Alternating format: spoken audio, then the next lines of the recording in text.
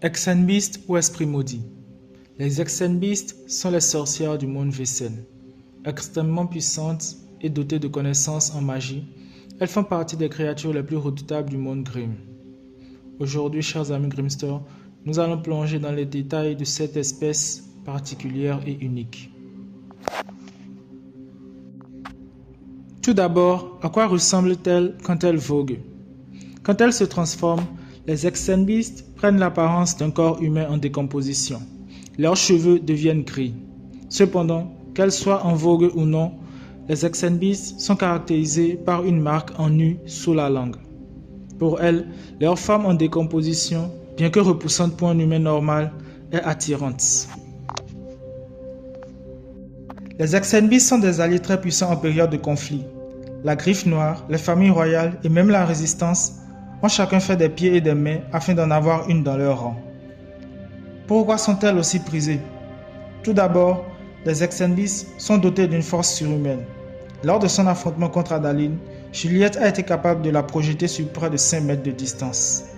À supposer qu'Addaline pèse 60 kg, la force nécessaire pour la projeter sur 5 mètres serait de 3400 Newton. Rappelons qu'un homme normal a une force de projection moyenne de 225 Newton. Par conséquent, Juliette a déployé une force environ 15 fois supérieure à un humain normal. Cela fait des Hexenbeast des Vesen dotés d'une force surhumaine. Mais cela n'est pas l'attribut principal qui les rend plus importantes. En effet, les Hexenbeast ont d'autres talents particuliers qui les rendent précieuses. Le premier est la télékinésie, la capacité à déplacer des objets à distance. Ce pouvoir semble être une aptitude de base pour toutes les Hexenbeast. Outre la télékinésie, elles ont toutes la possibilité de réaliser des potions magiques, appelées Zaubertrank dans le monde Vesen. Faire un Zaubertrank efficace dépend du niveau de connaissance et de talent de l'Hexenbeast. La mère de Sean Renard, Elisabeth, s'est même moquée des talents d'Addaline dans ce domaine. Ceci est assez intéressant car c'est une preuve que le Zaubertrank est praticable seulement par les Hexenbeast, mais que parmi elles, certaines sont plus douées que d'autres ou ont plus d'expérience. D'ailleurs, il existe des livres qui contiennent différentes recettes de potions magiques.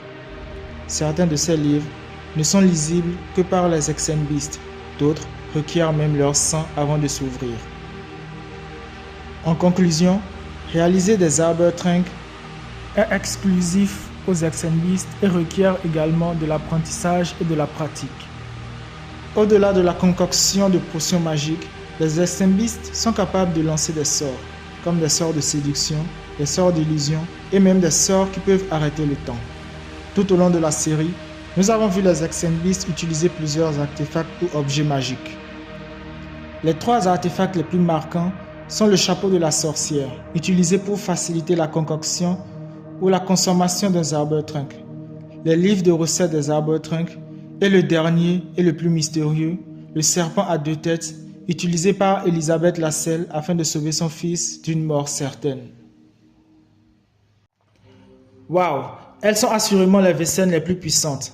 Déjà dotées d'une force surhumaine, elles possèdent une panoplie de compétences extraordinaires, les rendant redoutables. On comprend mieux la course à l'armement Hexenbeast réalisée par les Royaux, la Griffe Noire et la Résistance. Cependant, aussi fortes soient-elles, les Hexenbeast ont un ennemi naturel.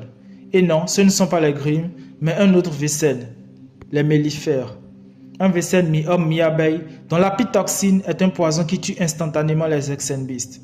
La reine Mellifère est capable de commander des abeilles et d'affronter les Hexenbeast en combat singulier.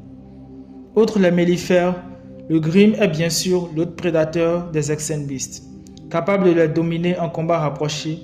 Leur sang est carrément un élément capable de retirer les pouvoirs d'une Hexenbeast.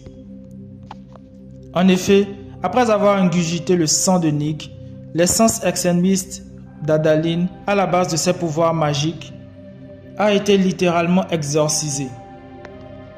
Cette faiblesse est apparemment connue des Hexenbeast, mais gardée secret des Grimm et autres Vesen. Mais alors, quelle est la relation entre Grimm et Hexenbeast?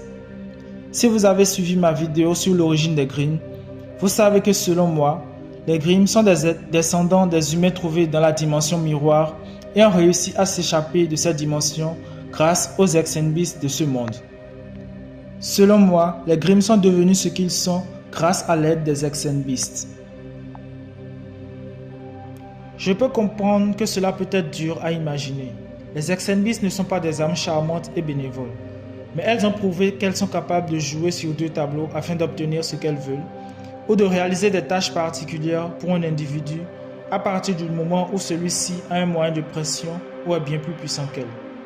Alors, quelle est ma théorie sur le lien entre le sang des Grimm et des ex-Beasts, et le fait que les ex-Beasts en soient au courant et les Grimm non?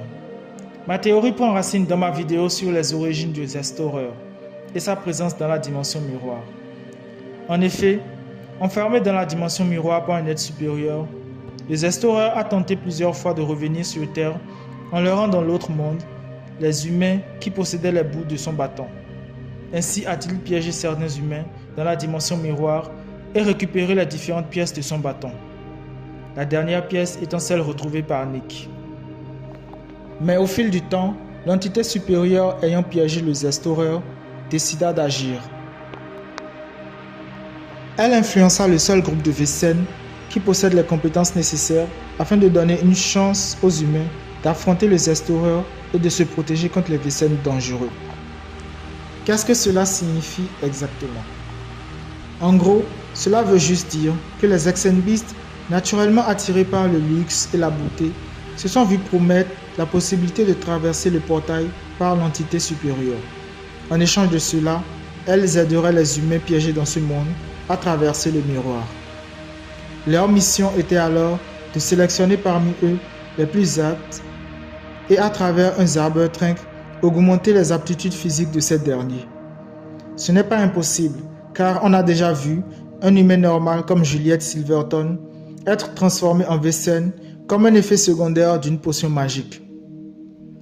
L'entité supérieure, ne pouvant se matérialiser dans la dimension miroir et connaissant les compétences des ex-Beasts, les chargea alors de créer cet humain évolué en échange d'une clé qui permettra aux ex-Beasts de quitter ce monde miroir.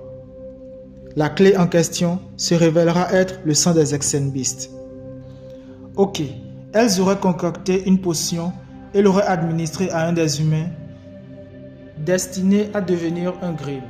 Mais pourquoi alors le sang de cet être se révèle être aussi dangereux pour elles au point d'être capable de les séparer de leur part ex-Beast? C'est simple, une potion capable de créer un être aussi évolué qu'un Grimm possède forcément des effets secondaires.